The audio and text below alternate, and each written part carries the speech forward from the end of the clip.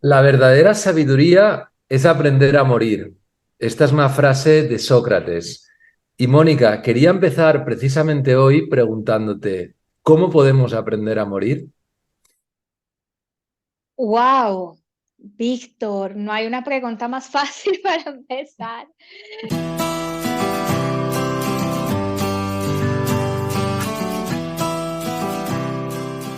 Hay personas que dicen que uno muere de la misma forma en la que ha vivido.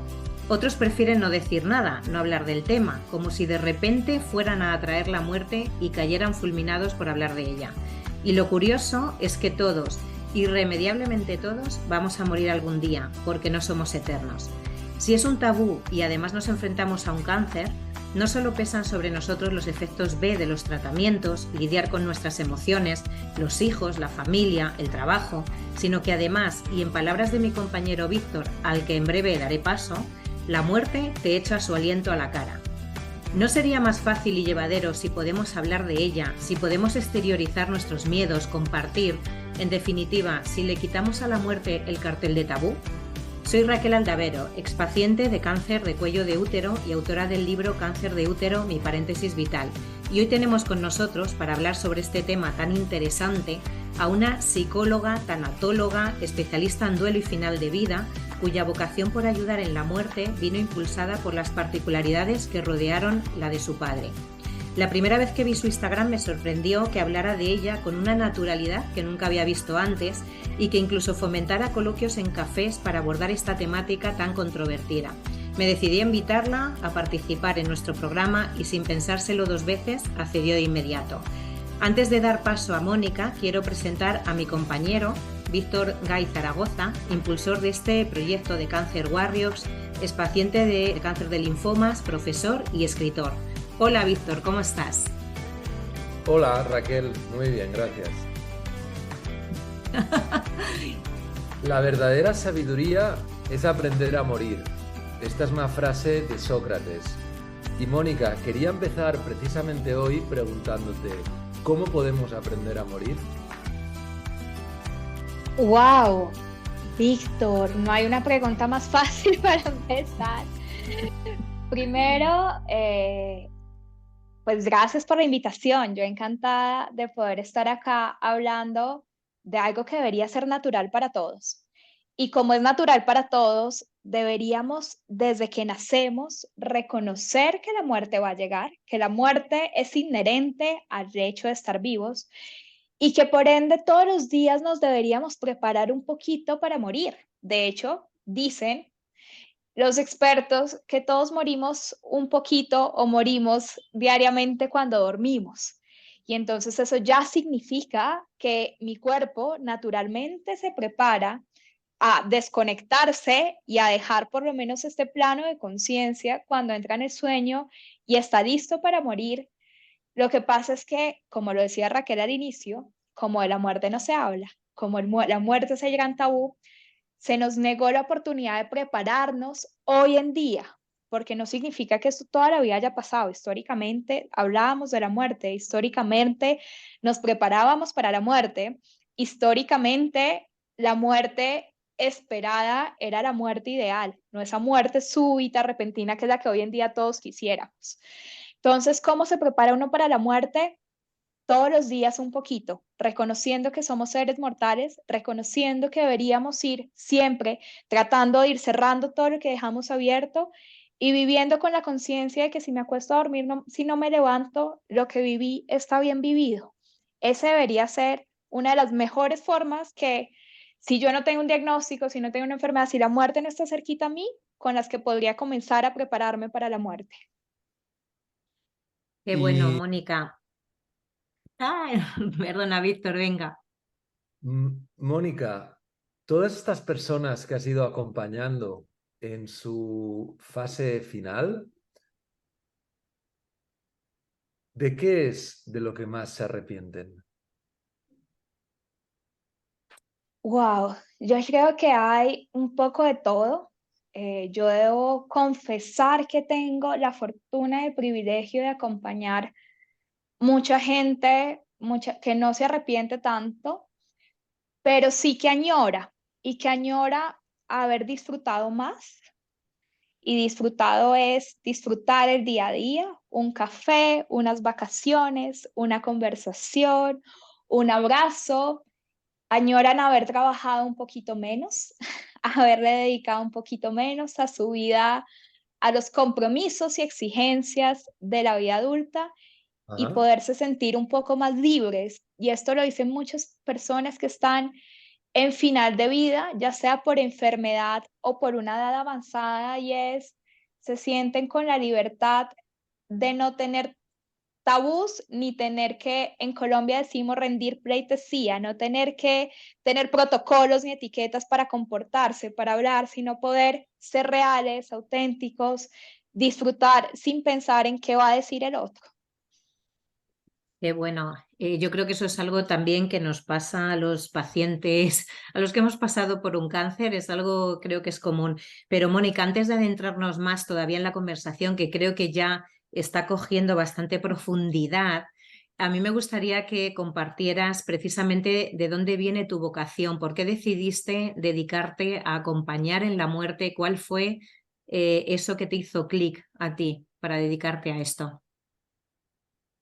Bueno, yo efectivamente tú lo decías al inicio, yo tengo una relación muy cercana con la muerte a partir de mi historia personal con la muerte de mi papá, que ya se las comparto, pero si yo he hecho cabeza hacia atrás, creo que siempre he tenido esta conexión con la muerte, es decir, a mí la palabra muerte nunca me ha generado malestar, siempre me había generado curiosidad, pero cuando yo cumplo 16 años, yo soy hija única, vivía con mi mamá y con mi papá se suicida y obviamente como latina dentro de estos, como país, cultura occidental, el suicidio era un tabú, el suicidio era una muerte castigada, juzgada socialmente y pasé un proceso de duelo muy difícil, un proceso de duelo personal, social, súper grande, pero después de haber hecho mi proceso de duelo entendí que la muerte de mi papá era una muerte libre, voluntaria, consciente, y que al final la única remordimiento que me quedó, si la palabra podría ser remordimiento, fue no poderme despedir. Y no me pude despedir de mi papá porque no se hablaba de la muerte ni del suicidio. Y ahí Ujú. entendí que uno debería comenzar a tener estas conversaciones, que no hay un momento preciso para hacerlo, que el momento preciso es hoy, que tengo la oportunidad de hacerlo, y que la muerte debería ser una conversación tan natural como la salud, los planes, los viajes, los matrimonios, y que debería estar dentro de nuestro colectivo porque seguramente eso me hubiera permitido despedirme de mi papá. No sé si vivir un poco más, un poco menos con él, pero sí despedirme de él y decirle seguramente muchas cosas que tenía pendientes siendo adolescente, pero también escuchar muchas cosas que él hubiera querido decirme teniendo una hija adolescente. Mm. Qué bueno. Y Mónica, ¿por qué crees que tenemos este tabú hacia la muerte? ¿Por qué evitamos hablar de la muerte? ¿Por qué precisamente un tabú, ¿no? Unas creencias sociales que te llevaron a ese extremo, ¿no? Y que comentas por qué. Bueno, mira, yo estoy convencida que esto tiene toda una explicación en la evolución social que hemos vivido como cultura occidental, más o menos hacia los años 60, cuando terminamos la revolución industrial, comenzamos a migrar la muerte del lugar. Entonces, antes de los años 60, incluso antes de los años 40, cuando una persona estaba ante una situación de final de vida, pues y buscaban el médico de familia, el médico de cabecera y les decía, él se va a morir, acompáñenlo, rodéenlo, denle amor, si pide algo de tomar estén ahí, y la persona que iba a morir estaba consciente y lo decía, traigan a Pepito, traigan a tal persona, me quiero despedir, rodeenme. Pero cuando comienza, hacia los años 60, cuando comienza a partir de la revolución industrial y comienzan una cantidad de revoluciones, entonces primero la medicina comenzó a responder a situaciones que antes no podía responder. Entonces esa persona que antes estaba en una situación de final de vida, Hoy en día se le comenzó a decir, no, espere, no se tiene que ir para su casa, llevémoslo a un hospital, porque vamos a tratar esa enfermedad. Y entonces se comenzó a pasar se comenzó a pasar a centros hospitalarios, se comenzó a pasar a centros pulcros, donde todo era blanco, donde todo era limpio, donde el cuidado del final de la vida dejó de estar en manos femeninas, que éramos las encargadas de acompañar el final de la vida, de cuidar al enfermo, de cuidar al moribundo, y pasó a estar a manos de enfermos, de señores de bata blanca, de doctores masculinos en ese momento histórico de la vida. Y en ese momento sacamos a la muerte de la casa. Y entonces ese ya es un primer mensaje social en el colectivo de decir, es que la muerte la podemos combatir, primero, porque la vamos a llevar a un lugar especializado para combatirla. Pero segundo mensaje social es, la muerte no hace parte de la cotidianidad, de la rutina y de la normalidad de la familia y del hogar. Y entonces hay que morir en otro lugar. Pero esto ha avanzado tanto que los hospitales dijeron, nosotros no queremos tener la muerte acá, porque nosotros somos una institución que salva vidas. Y entonces creamos un tercer lugar y un tercer escenario que son los hospicios, porque dijimos, si alguien se va a morir, que no muera en el hospital, porque el mensaje del hospital es salvamos vidas. Entonces, que se vaya a un lugar diferente y justo de hecho el movimiento hospice nace a finales de los años 60 en Inglaterra con Cicely Saunders, una enfermera que reconoce que a los moribundos no tenían un lugar donde ser recibidos. Pero volvemos a sacar la muerte, o sea, seguimos dejándola fuera del hogar, seguimos dejándola fuera de la rutina. Entonces, ese es el primer mensaje y es, la medicina llega y dice, yo puedo hacer un montón de cosas. Y entonces la medicina, los médicos son formados para salvar vidas. Yo siempre he defendido que deberían ser formados para acompañar vidas. Si yo acompaño vidas desde el nacimiento hasta el final de la misma. Porque si estudio para salvar vidas, pues ya estoy estudiando con una misión imposible y por eso hay tanta frustración, encarnizamiento terapéutico.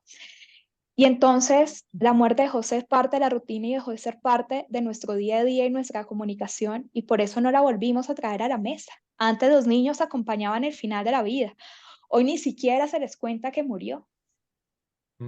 Efectivamente. ¿Y cómo puede hacer una persona para despedirse de alguien cuando ya no está? Como por ejemplo tu caso, cuando de repente alguien fallece repentinamente y te quedas con esa parte, ese dolor emocional ante la pérdida. ¿Cómo se puede una persona despedir? ¿Cómo puede gestionar esas emociones? Y si crees que una de las cosas también por las que no se habla de la muerte es por ese dolor emocional que produce en la persona que se queda aquí.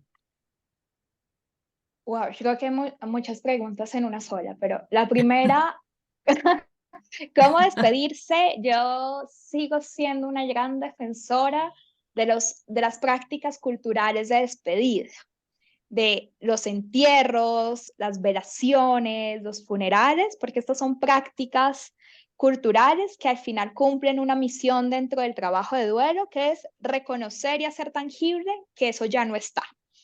¿Sí? En Colombia teníamos una práctica que cada vez se pierde más, aún lo mantienen algunas personas y familias, y es que hacíamos un novenario. Una vez la persona moría, por 9 días se hacía una misa o se rezaba un rosario en memoria de esta persona, pidiendo para que su alma fuera al cielo, pero más allá de la intención era el recurso terapéutico que eso implicaba. Y por otro lado, cuando uno no tiene la oportunidad de despedirse en vivo y en directo, de tener todas las conversaciones, pues creo que hay que hacer un gran trabajo de gestión personal, terapéutica en algunos casos, de hacer rituales simbólicos de despedida, escribir cartas, tener conversaciones. En muertes traumáticas como las del suicidio, es súper importante olvidarse de la palabra por qué. Eso, yo nunca la voy a tener. Yo nunca voy a tener ni idea por qué mi papá lo hizo.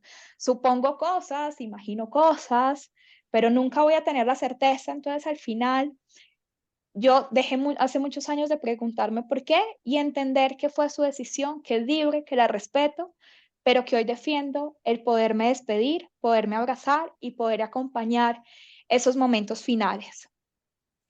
Y en relación con la última parte, si esa falta de gestión emocional, yo creo que eso va mucho más allá. Yo creo que cada vez más estamos en una sociedad hedonista, donde es importante solo el placer, donde es importante solo el disfrutar, los triunfos, las sensaciones agradables, donde nos forman menos para el fracaso, donde la tolerancia a la frustración nos enseña, y donde no nos enseñan que llorar también está bien, que sentir rabia Eso, también está bien, que estar triste también efectivamente. está bien. Y si esto no nos lo enseñan, y si yo desde el colegio no aprendo que mi perro se puede morir, yo siempre les pongo este ejemplo a todas las mamás, pero es, si Nemo se murió, las mamás no le cuentan al hijo que se murió Nemo y le hacen el ritual de despedida, sino que van y compran Nemo 2 y entonces terminan en Nemo 5, 6, 7, 8. Y entonces, ¿cómo vamos a entender que la vida, que todo ser vivo tiene un ciclo si ni siquiera lo llegamos a enfrentar con Nemo? Ujú. Pero ¿cómo le enseñas eso, por ejemplo, a un niño, Mónica? ¿De qué manera enseñas eso? Porque la primera reacción va a ser el llanto. Pienso, no sé. Puede que sí, pero también se vale decirle al niño, está bien que llores. Y está bien que llores porque significa que estás triste porque perdiste a alguien que era importante para ti, que era tu mascota. Entonces, lo primero es validar y reconocer esa emoción. Pero lo segundo es, los niños aprenden de los adultos. Ujú. Entonces, los niños van a entender cómo significa la muerte y la pérdida por lo que ven de los adultos. Y hoy en día hay programas o estrategias a nivel mundial que se llaman Death Education o educación para la muerte, que tienen justo como objetivo y su principal foco ha sido llevar la educación de la muerte a primera infancia.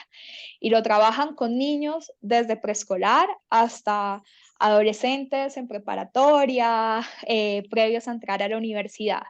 Y uno lo puede trabajar desde las cosas más sencillas, como una hoja de un árbol, reconocer que el árbol tiene hojas que se van muriendo y que cumplen su ciclo, hasta trabajarlo con la muerte de los seres queridos, reconocer que todos como sociedad vivimos una gran pérdida y una gran muerte, que fue el COVID-19, y este es un gran recurso de conversación para introducir el tema. Hay libros infantiles maravillosos para trabajar la muerte en primera infancia que funcionan súper bien incluso para los adultos. Yo uso un montón los libros infantiles para trabajar con adultos. Entonces, recursos hay un montón, pero yo creo que el mensaje es no tener miedo a tener la conversación y no tener miedo a enfrentar las emociones incómodas, como el Sí. llanto, como la tristeza, la soledad. Mm. Bueno, creo que todo parte de precisamente de esa carencia de educación a ese nivel de esos adultos que están a cargo de esos niños, porque son o somos los primeros que tampoco tenemos esa educación. Entonces, si cuesta gestionar lo propio, pues más cuesta, ¿no? Cuando no sabes qué hacer con lo ajeno que puede ser un niño. ¿Qué libros, te acuerdas de memoria de alguno de ellos? Porque ya sí que quede grabado algún título que puede venir bien para algún adulto o algún niño relacionado con esta temática. En este momento se me ocurren dos. Uno es Un vacío. Un vacío es un libro hermoso que cuenta la historia de un niño que pierde a su mamá y es muy gráfico cómo dibujan, pintan y explican el vacío por la ausencia de la mamá. Y hay otro súper lindo, un clásico, que es El pato y el tulipán, Ujú. que habla de la muerte más general desde la experiencia de animales, entonces mucho más desde la fábula, y también está súper lindo. Muy Mm. bien, pues ahí queda grabado. Te quería también preguntar, desde tu experiencia como psicóloga, ¿qué piensas que es mejor? ¿Una muerte repentina o una muerte un poco más lenta en el sentido de saber que se va a morir sin saber día exacto, pero que queda poco tiempo de vida? ¿Qué opinas que es mejor? Yo debo decir que mi respuesta a esa pregunta ha cambiado con el tiempo. Yo hasta hace unos años hubiera preferido una muerte repentina, pero hoy en día reconozco que una muerte avisada, una muerte preparada, me permitiría preparar cosas, cerrar temas pendientes, desde temas legales, desde conversaciones, temas financieros.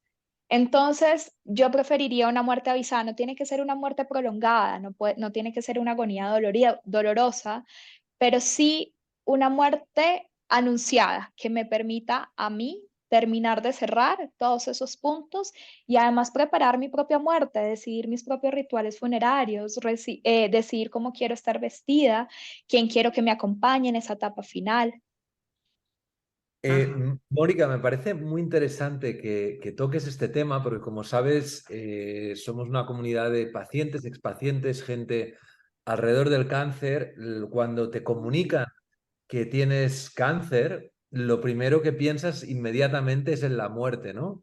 Y muchas veces te dan incluso te dan una estadística, te dicen, mira, pues tienes un 80% de posibilidades de salvarte, o te dicen, mira, aquí no, vamos a probar algo experimental, vamos a ver si hay suerte, pero bueno.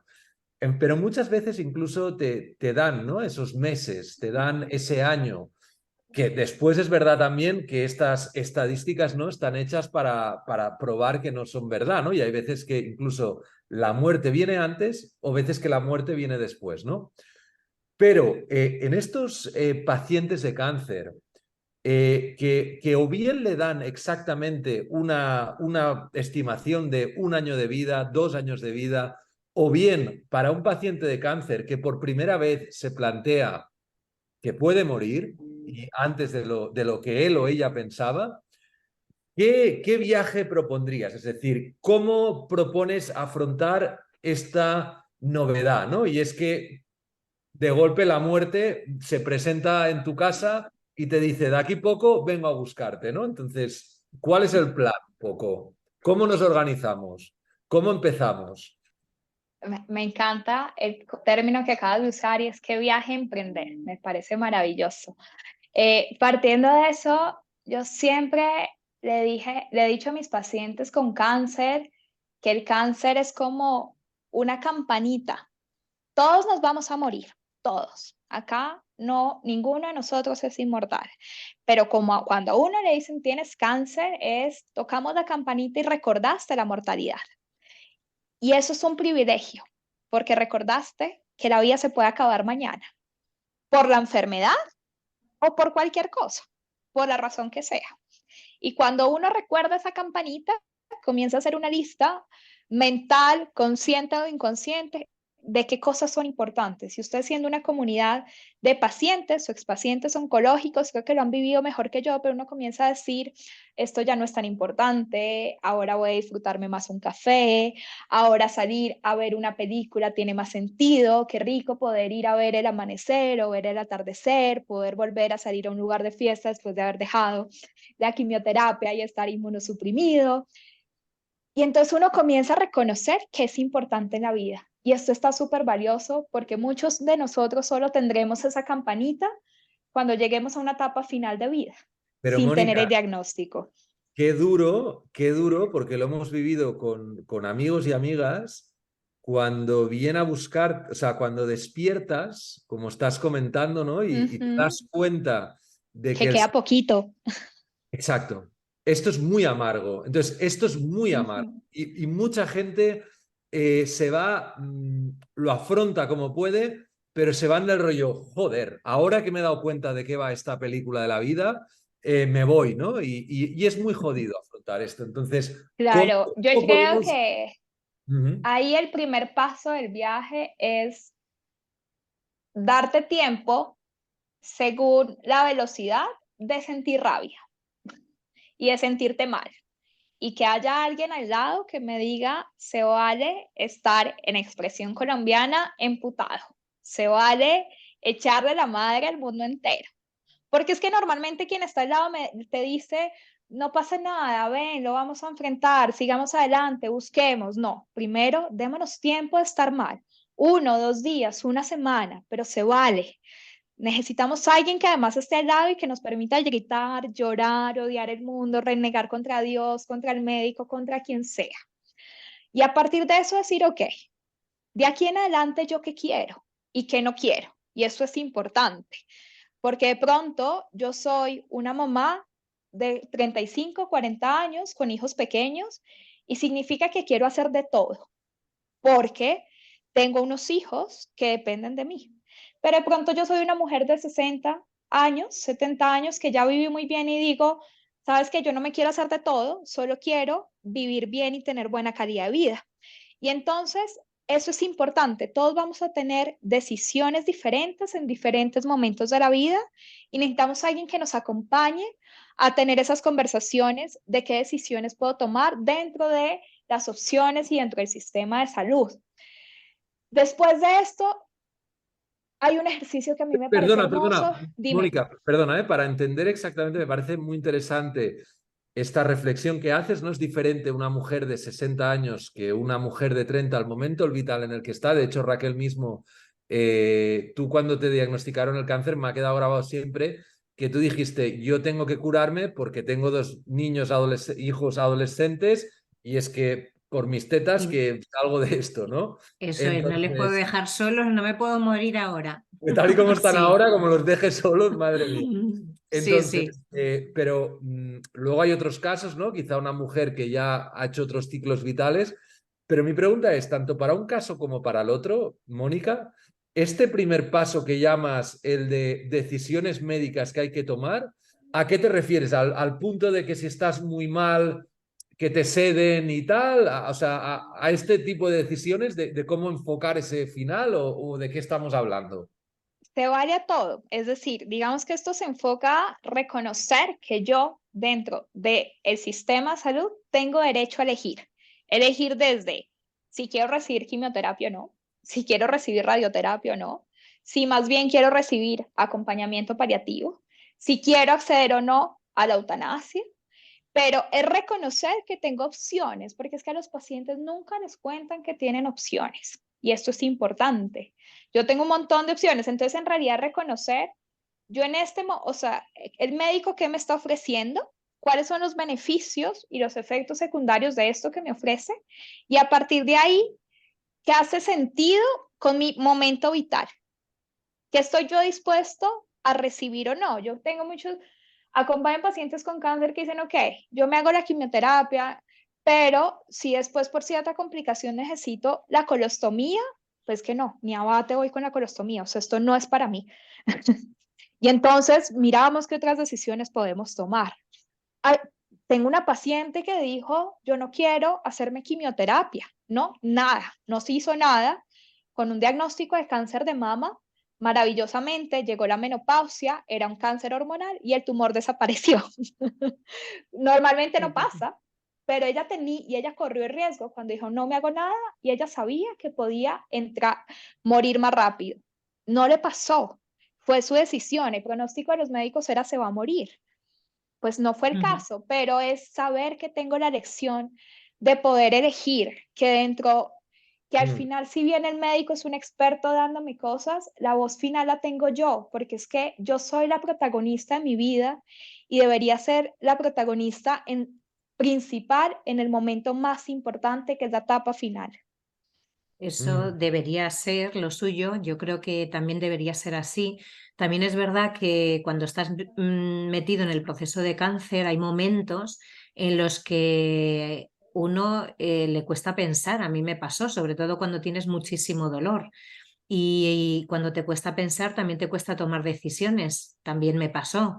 Entonces, al final, los demás tienen que tomarlas por ti y todavía estamos hablando de no en los últimos días de vida, simplemente cuando el dolor es muy, muy fuerte y mantenido en el tiempo y entonces te invalida mucha parte de raciocinio. En otras ocasiones pienso que también el miedo puede hacerlo.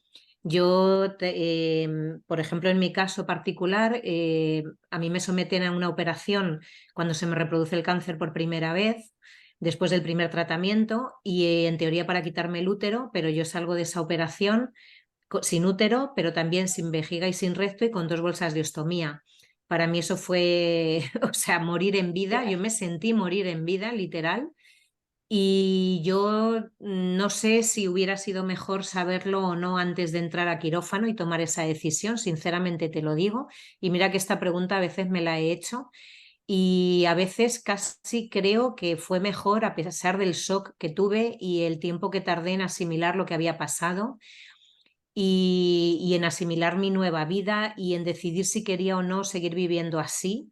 Pero efectivamente, como dice Víctor, por mis hijos decidí hacerlo. Entonces, hay momentos que son muy, muy complicados. Creo que es un poco generalizar, es un poco atrevido porque hay circunstancias y situaciones y formas de ser de la persona, o sea, es que es muy complicado. Pienso que si Correcto, pero pudiéramos... Raquel, ¿no tienes la Sí. sensación, y Mónica, y abro la pregunta, que en general, al menos en España, desde el momento en el cual te diagnostican el cáncer, y también, por favor, a los demás que veo a Sonia, Teresa y Carmen, que cuando te diagnostican el cáncer, un poco el sistema está montado para que te dejes llevar por los señores de bata que Sí. señalaba Mónica y no Ujú. piensas, no decidas y digas Sí. a bien y sí a todo, ¿no? Y el paciente Ujú. crítico que piensa por sí mismo, o sea, entiendo tu caso que dices, oye,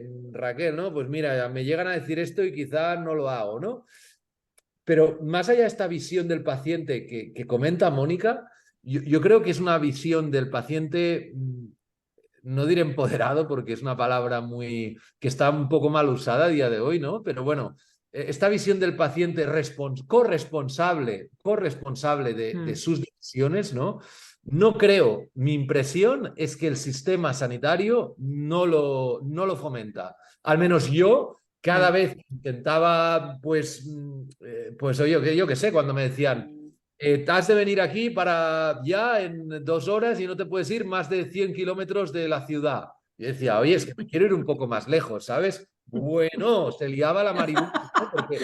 ¿Por qué? Porque ellos querían que el paciente diga, sí, señor, a todo, ¿no? Doctor, tienen mucho trabajo, mucha gente que salvar vidas, etcétera, ¿no? Y cuando te quejas un poco, pues te dicen, oye, que hay mucha, etcétera, ¿no? Entonces, yo Sí. quería decir esto, ¿no? Si crees, Mónica, la pregunta es si tú crees que el sistema fomenta esta visión del paciente responsable o todo lo contrario y por qué pasa esto.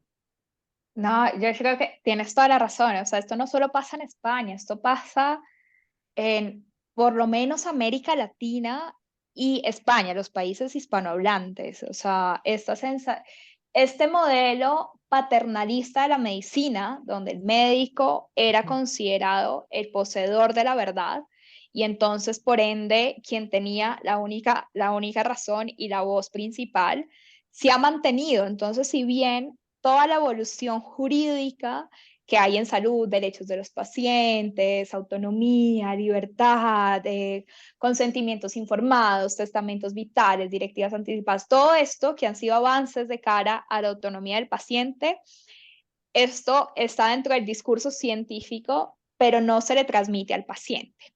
Y entonces pasa esto, es decir, tiene que haber un paciente muy informado para saber que tiene estas elecciones y parte de lo que es mi trabajo como acompañante en procesos de final de vida es sentarme a reconocer y explicarte qué derechos tienes y qué opciones tienes y por lo menos Ujú. escucharte qué quieres, porque es que el médico no te lo pregunta y yo entiendo que hay momentos, en los momentos críticos no es tan fácil tomar decisiones, es decir, si a ti hoy te dicen es que sí o sí hay que poner una colostomía, autoriza ya, pues es que o sea, tú no tienes otra opción y tu mente no ha pensado en otro escenario que seguir luchando para sobrevivir.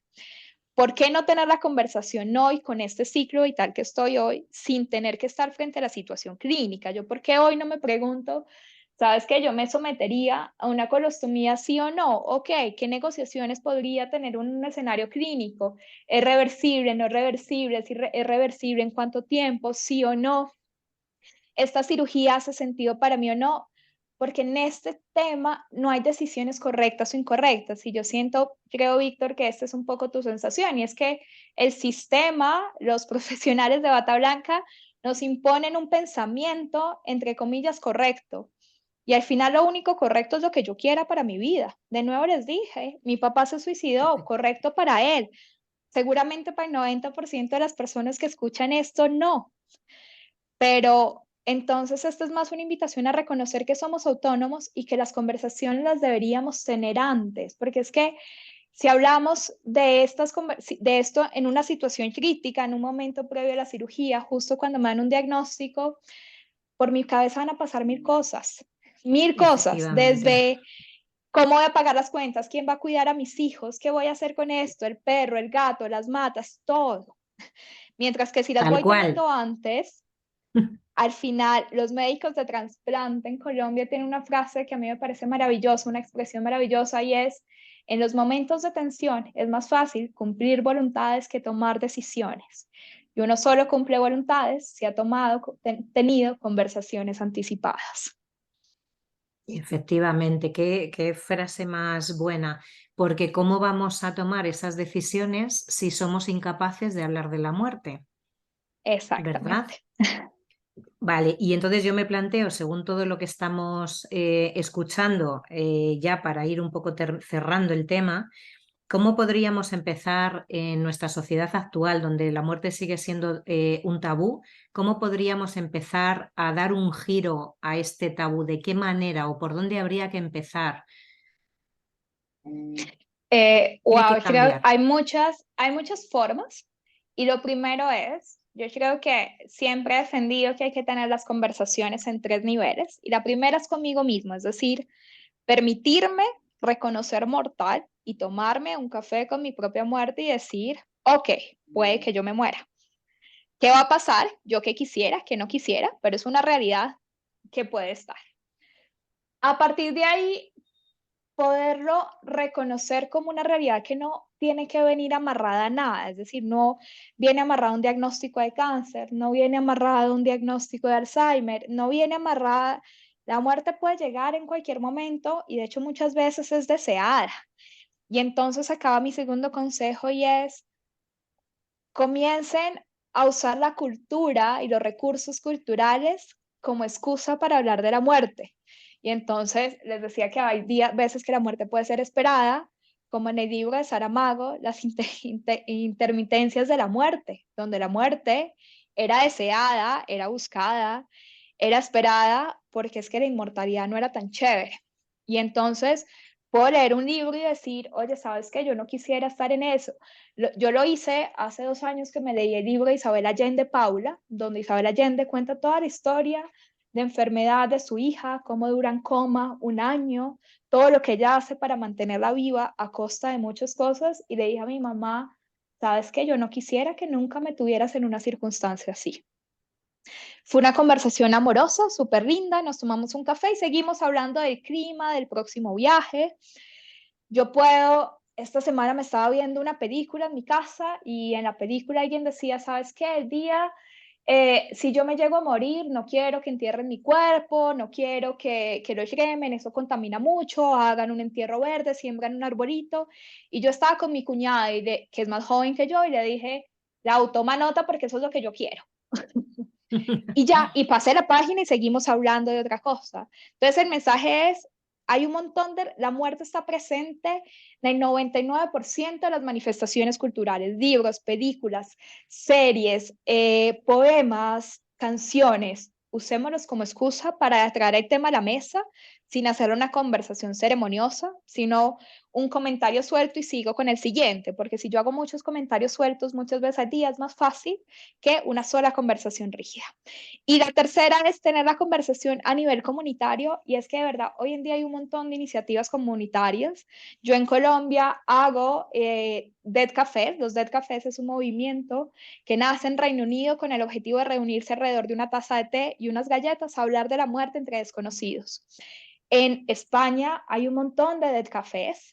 Hay un festival que se hace ahorita en octubre, así se los doy para que lo anoten, que se llama el Festival Sí, de la Muerte o Dando Vida a la Muerte y tiene actividades simultáneas en diferentes partes de España. Tienen dead cafés, tienen conversatorios, tienen cineforos, van a haber un montón de actividades virtuales. Entonces, sumarse un poco a estas iniciativas, comenzar a tener la conversación con gente que no tiene el tabú, que no te va a decir, ay, no hables de eso, ya la llamó, que es esto tan horrible, es una de las mejores formas de irla sacando. Y dos, y por último, perdón, cuarto es llevar la conversación a mi familia en la medida en que me lo permitan, o con los niños, o con los jóvenes, o con los adultos mayores. Yo siempre he pensado que los pacientes a final de vida saben que se van a morir. Muchas veces se quieren morir, pero no se les permite hablar de la muerte porque seguimos luchando por la vida. Y entonces se van con un nudo en la garganta, con muchas cosas pendientes que no se les dejaron decir. Entonces muchas veces es escuchar más y hablar menos. Qué bueno. Pues por último, mi última pregunta era para que explicaras un poquito qué es el testamento vital, en qué consiste, qué cosas se pueden incluir en él, porque sé que hay mucha gente que nos escuchará y que no saben bien, lo habrán oído, pero no saben exactamente en qué consiste. Wow.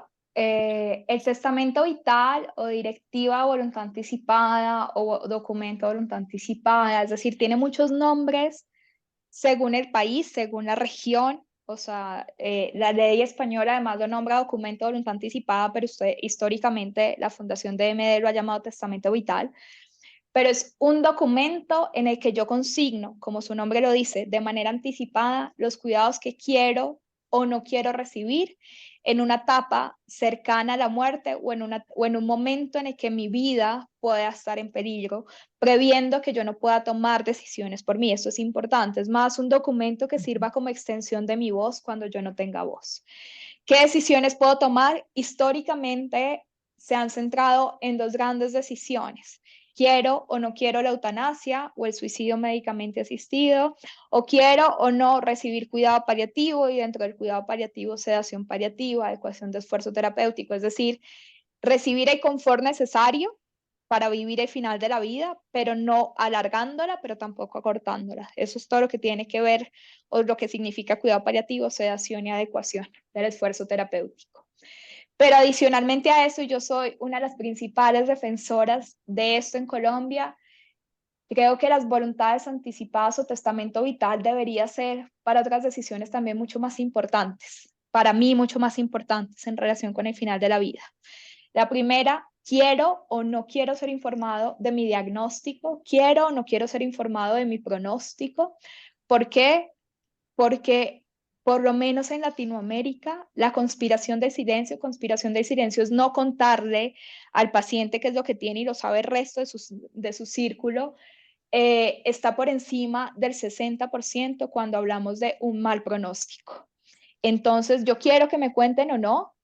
Tú lo acabas de decir, Raquel, sabes que yo creo que ahora pensándolo, yo no quisiera que me contara, que me hubieran contado que la cirugía podía tener complicaciones.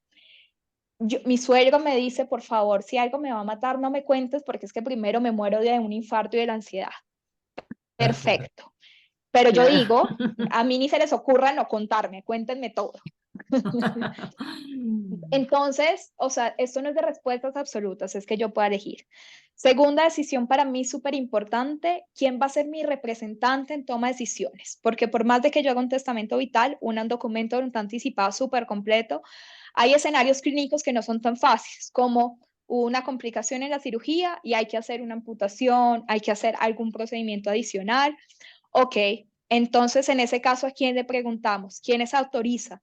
Y yo debería poder designar a quien autorice, a una persona de mi entera confianza que conozca cuáles son mis principios de vida, cuáles son esos valores que se deberían respetar. Tercera decisión que yo puedo dejar en un documento de voluntad anticipado es hacer un rechazo terapéutico. Rechazo terapéutico es decir, anticipadamente no a una intervención que el médico puede recomendar como beneficiosa. Y cuarta decisión que yo recomiendo que se pueda dejar en los documentos es si yo quisiera la etapa final de mi vida, si, mientras las circunstancias lo permiten, en dónde la quiero vivir, en el hospital, en la casa, en un hospice, en un hogar. ¿Y esto por qué? Porque muchas veces cuando hay emergencias en casa y se llaman a los equipos de urgencias, el equipo de urgencias va a querer llevarse a la persona al hospital, a una unidad de urgencias, de cuidados intensivos, pero si hay una voluntad anticipada que dice, yo quiero ir a esta etapa final, en mi casa este equipo de urgencias lo que va a hacer es hidratar, acompañar, pero se va a respetar esta voluntad y por eso es importante que esto esté consignado. Entonces, de nuevo les digo, para mí las decisiones de eutanasia, cuidado paliativo están súper importantes, pero las voluntades anticipadas deberían abrir muchas más conversaciones sobre ese cuidado diario en el tema de salud. Muy bien, Mónica, pues yo por mi parte nada más que añadir, aunque esta conversación daría para muchos cafés. Ojalá conversaciones como estas sumen, ayuden y entre todos consigamos no tenerle tanto miedo a un proceso natural por el que todos vamos a pasar tarde o temprano. Muchísimas gracias y siempre serás bienvenida de nuevo a nuestro programa.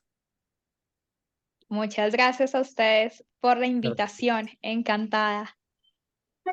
Gracias. No sé si Sonia, dejo de grabar ya, pero no sé si Sonia, Teresa o Carmen tienen alguna pregunta a Mónica antes de que cerremos. Buenas Mira, tardes. Sí, yo lo estaba Ay, escribiendo perdona. ahora. Es que no me había dado Sí, antes.